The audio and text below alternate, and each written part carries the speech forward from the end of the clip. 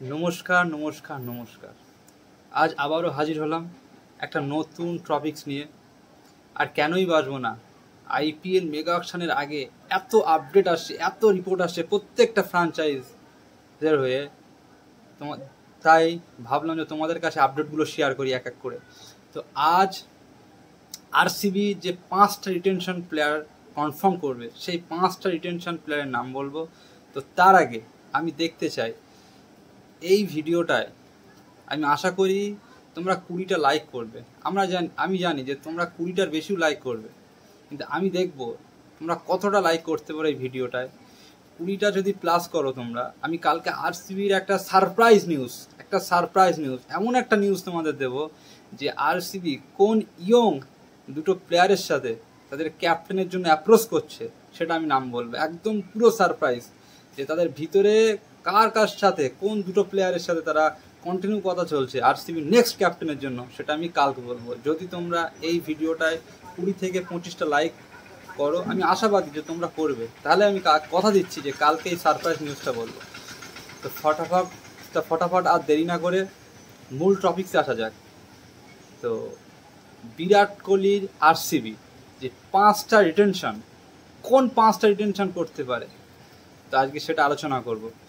আমরা জানি যে আরসিবি প্রত্যেকবারে কোয়ালিফাই করে, কিন্তু প্রত্যেকবারে কোয়ালিফাই গিয়ে হেরে যায়। তো জানি আরসিবি টিম মানে একটা ইমোশনাল। আরসিবি সবাই আরসিবি টিমটাকে কতটা আমরা ভালোবাসি, কতটা ফ্যান, সেটা একমাত্র বিরাট কোহলির জন্য। তো নাম্বার 1 2025-এর আগে আরসিবি ফার্স্ট রিটেনশন করতে পারে, সেটা আমরা সবাই জানি চোখ বন্ধ করে, সেটা হচ্ছে বিরাট কোহলি, কিং কোহলি। তাও কিং কোহলির মতন প্লেয়ার আমরা জানি আর একটাও পাওয়া যাবে না। সে কি করতে পারে মাঠে, সে কি করে দিতে পারে, সেটা আমরা সবাই জানি। তো নাম্বার 1 কিং কোহলি। আর নাম্বার 2 যে প্লেয়ারটাকে আরসিবি রিটেন করবে, সেটা একটা ফাস্ট বলার। আমরা জানি যে নাম্বার 2 মোহাম্মদ সিরাজ। কারণ মোহাম্মদ সিরাজ গত এই 6-7 বছর ধরে আইপিএল আরসিবির সাথে জুড়ে আছে। কারণ যখন দরকার পড়ে, উইকেটের দরকার পড়ে, তখন কিন্তু মোহাম্মদ সিরাজ সেই উইকেটটা আরসিবির জন্য তুলে দেয়। তো আরসিবির মোহাম্মদ সিরাজ এমন একটা প্রোটেকশন প্লেয়ার যে যখন তখন ম্যাচটা ঘুরে দিতে পারে।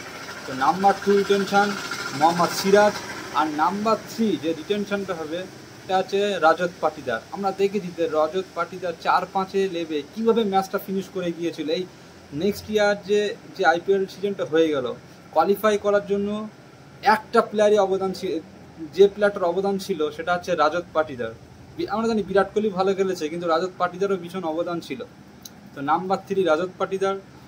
আর যে দুটো ফরেন প্লেয়ার, যেটা আমরা মুম্বাইয়ের কাছে যে ট্রেড করে ক্যামরন গ্রিনকে 17 কোটি প্লাস কোটি টাকায় ব্যাঙ্গালোর নিয়ে এসেছিল, সেই ক্যামরন গ্রিনকেও রিটেন করতে পারে। হয়তো হয়তো 14-15 কোটি টাকার মধ্যে দিয়ে তার সঙ্গে কথাবার্তা বলে তাকে রিটেন করবে। তাহলে 4 নম্বর ক্যামরন গ্রিন। আর 5 নম্বরে যে প্লেয়ারটা উইল জ্যাক, এই প্লেয়ারটা ফিউচার প্লেয়ার। কারণ এই প্লেয়ারটা যেমন এবি ডিভিলিয়ার্স এরকম হিসেবে খেলতেই, এই প্লেয়ারটাও কিন্তু সেরকমই প্লেয়ার, এই উইল জ্যাক্সকে তারা 5 নম্বর রিটেন করবে। আর যদি 6টা রিটেনশন দেয়, তাহলেই কিন্তু তোমার ইয়াশ দয়াল রিটার্ন হতে পারে। তো number 1 Virat Kohli, number 2 Mohammad Siraj, number 3 Rajat Patidar, number 4 Cameron green, আর নাম্বার 5 আছে উইল জ্যাক। এই 5টা প্লেয়ার কনফার্ম নিউজ আসছে রিপোর্ট থেকে যে এইগুলো রিটেন করতে পারে। তো আজ এই পর্যন্ত, বাই। তোমরা কমেন্টে জানাবে যে আরসিবি এছাড়াও আর কোন প্লেয়ারকে রিটেন করতে পারে। আর কাল তোমরা কমেন্টে জানাবে যে কোন আইপিএল ফ্র্যাঞ্চাইজির 5টা প্লেয়ার রিটেন সম্পর্কে আলোচনা করবো, সেটা নাম লিখবে। যে ফ্র্যাঞ্চাইজির নামটা বেশি কমেন্টে আসবে, সেই ফ্র্যাঞ্চাইজির হয়ে কালকে 5টা রিটেনশন নিয়ে আলোচনা করব।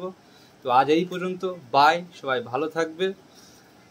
আর প্লিজ চ্যানেলটা সাবস্ক্রাইব করবে, আর চ্যানেলটাকে শেয়ার করবে। তোমরা যত শেয়ার করবে, এই ভিডিওটা তত মানুষ দেখতে পারবে। আর লাইক করবে প্লিজ গাইজ। বাই, আজ এই পর্যন্ত।